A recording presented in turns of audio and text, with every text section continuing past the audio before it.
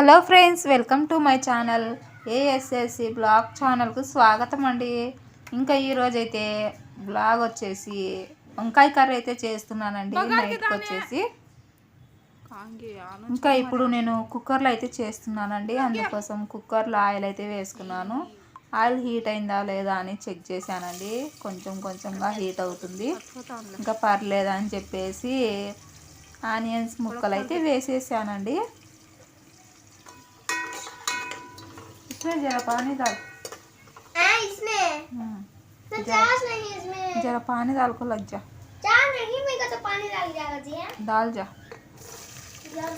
ఇంకా కొంచెం ఆనియన్స్ అయితే ఇలా కలర్ చేంజ్ అయిన తర్వాత టమాటో ముక్కలు అయితే వేసానండి. ఆ తర్వాత కొత్తిమీర అయితే వేసుకున్నాను.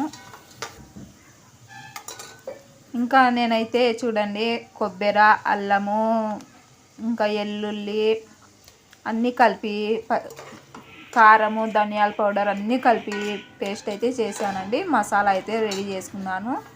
ఇంకా ఆనియన్స్, టమాటో పళ్ళు, కొత్తిమీర బాగా వేగిన తర్వాత ఈ మసాలా అయితే వేసుకున్నానండి.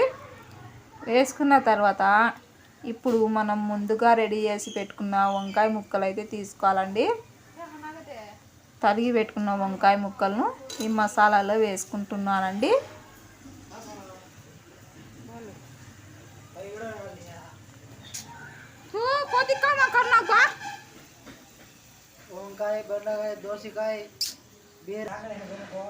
ఇంకా ఆ తర్వాత నాకు కొంచెం కారం తక్కువ అనిపించి మళ్ళీ కొద్దిగా కారము, కొద్దిగా పసుపు అయితే వేసుకున్నానండి. ఇంకా ఈ మసాలా మొత్తము వంకాయ ముక్కలకు పట్టే విధంగా ఈ విధంగా బాగా కలుపుకోవాలండి.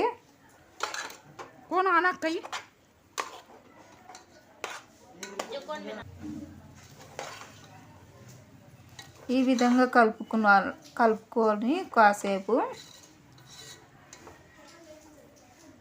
మూత పెట్టేయండి.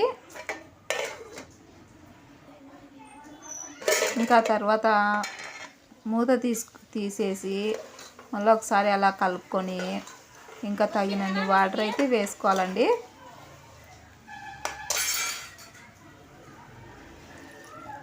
ఈ విధంగా వాటర్ వేసుకొని ఇంకా మూత పెట్టేసి ఈ వంకాయ ముక్కలు ఉడికేంత వరకు ఉడికించుకోవాలండి. నేనైతే వంకాయలు చూడండి, మనం గుత్తి వంకాయకి కాడ ఎలా అయితే పెట్టేస్తామో అదేవిధంగా నాకు ఈ కాడ అంటే చాలా ఇష్టం అండి. ఇంకా మామూలు కర్రీకైనా నేను ఆ కాడలు అలాగే పెట్టేసి ముక్కలు అయితే కోసుకున్నానండి. ఇంకా మనకు కర్రీ అయితే రెడీ అయిపోయింది. వీడియో నచ్చితే లైక్ చేయండి ఫ్రెండ్స్.